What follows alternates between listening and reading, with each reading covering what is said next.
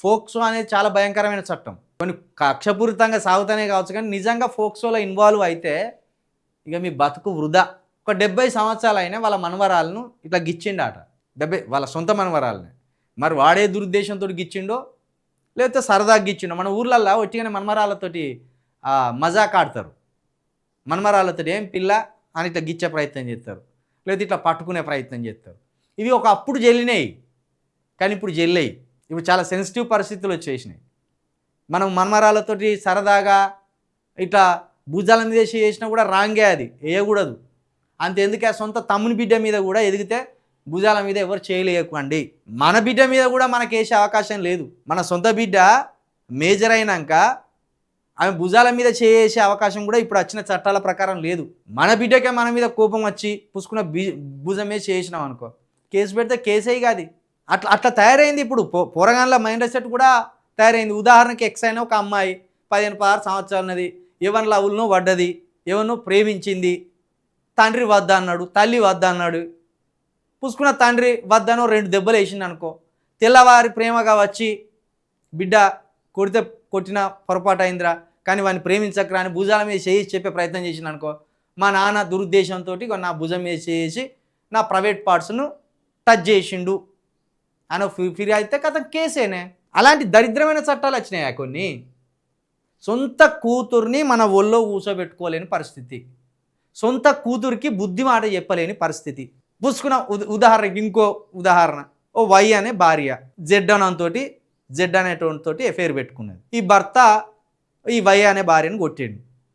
ఈ భార్య ఏం చేసింది, తన మైనర్ బిడ్డతోటి కొంచెం ఆమెను మోటివేట్ చేసి ఇక మీ నాన్న నీ మీద దురుద్దేశంతో నిన్ను ముట్టుకున్నాడు అని నేను చెప్పినట్టు కేసు పెట్టమ్మా అని చెప్తుంది ఈ తల్లి. పెడతారు. అట్లాంటి వాళ్ళు ఉన్నారు జైల్లో. ఇట్లా భార్యలు భర్తల మీద కక్షలు తీర్చుకొని కేసులు పెట్టిన వాళ్ళు కూడా జైల్లో మగ్గిపోతాను. కాబట్టి ఆడపిల్లలు ఒకప్పుడు పుడితే మా ఇంటి మహాలక్ష్మి అని పొంగిపోయినాం కానీ ఇప్పుడు పుడితే కొంచెం జాగ్రత్తగా ఉండాలి.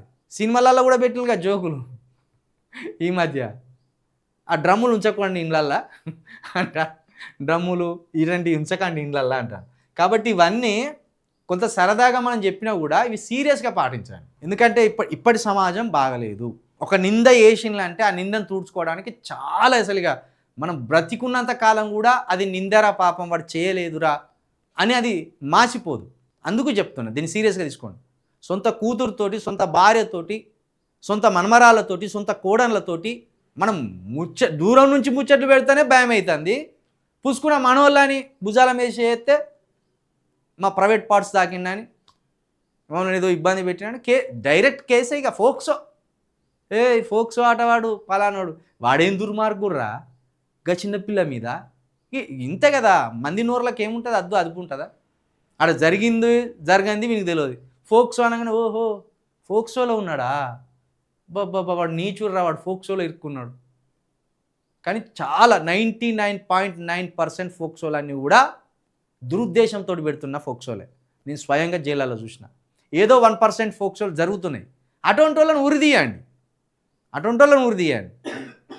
ఇంకా కొన్ని ఫోక్సోలు అయితే ఈ అమ్మాయి అబ్బాయికి ఇద్దరికి ఇష్టమే అవుతుంది కానీ ఆ కేసు మాత్రం అబ్బాయి మీద పడుతుంది. మొన్న రోమియో జూలియట్ చట్టం అన్నాం కదా, గదే ఇద్దరు మైనర్లు ఇష్టపూర్వకంగా కలిస్తే ఇక ఫోక్సో లేదు, ఆ ఫోక్సో లేదు అనే ఒక కొత్త చట్టాన్ని కూడా తీసుకురాని అనేది కూడా మొన్న సుప్రీంకోర్టు ఒక ఆర్డర్ వేసింది. కాబట్టి ఈ కేసులల్లో నాయన కొంచెం జాగ్రత్తగా ఉండండి. నేను మరీ చెప్తున్నా, జాగ్రత్తగా ఉండండి.